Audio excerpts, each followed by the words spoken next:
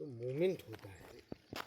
तो जैसे हम एक चीज़ मतलब हमारे मन में आ रहा था ऐसा, जैसे आप शास्त्रों में अगर देखेंगे तो शास्त्रों में हरिद्वार, ऋषिकेश परम पावन स्थानों का, जमुनोत्री है, गंगोत्री है, और गंगोत्री शिव जी के जटा से निकली और वहाँ मेरी गंगोत्री, जी जी जी जमुनोत्री, जी।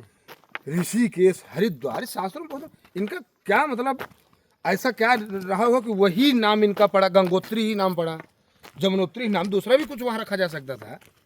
तो ऐसा क्या, इसका काम किस चीज़ पे फोकस देने के लिए शास्त्रों में ऐसे शब्दों का नाम चुना गया है, इसका क्या मतलब होगा? महाराज वास्तव में अगर सही अर्थ इनका अगर जानना चाहेंगे आप, हाँ हाँ। तो हरिद्वार मतलब तो द्वार का मतलब तो मुख होता मुख है। होता है। परमात्मा के मुख पे जाने के लिए हाँ। हर का द्वार है।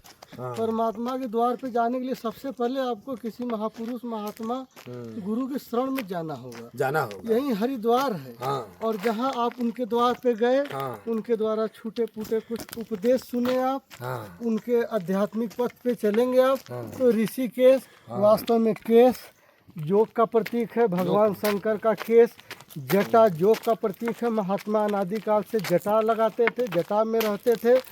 जटा का मतलब ही तो होता है योग, योग होता है। और योग साधना के माध्यम से ऋषिकेश, केश वास्तव में योग है, और योग का माध्यम महापुरुष होते हैं।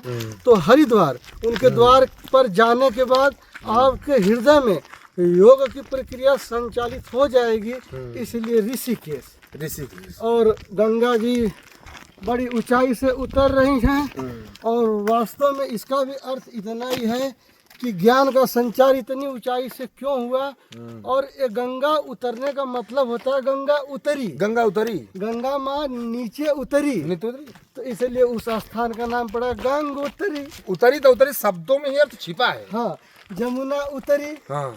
जमुनोत्री शब्द में बहुत छिपा शब्द बहुत अच्छा है, और इसको लोग सोचते हैं काव्यात्मक शब्द है, पता नहीं क्या है गंगोत्री। बस इतना ही है कि गंगा माता ने वहाँ से अपना आरंभ किया, नीचे जमीन पर धरती पर उतरी गंगोत्री, जमुना ने उतरा जमुनोत्री, और यहाँ से ज्ञान का संचार होते होते ऋषिकेश, वो महापुरुष की स्थिति है जो एक साधक के लिए प्रदान की जाती है।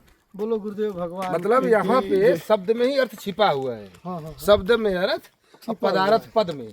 हाँ महाराज, हाँ। ना उसी में गंगा उतरी, जमुना उतरी, हरिद्वार, शास्त्रोक्त नामों का देखिए कि उसी में अर्थ भी छिपा हुआ है, कहीं भिन्न नहीं है। जी जी बहुत स्पष्ट है इसमें। बिल्कुल। हाँ, ये बात सही है।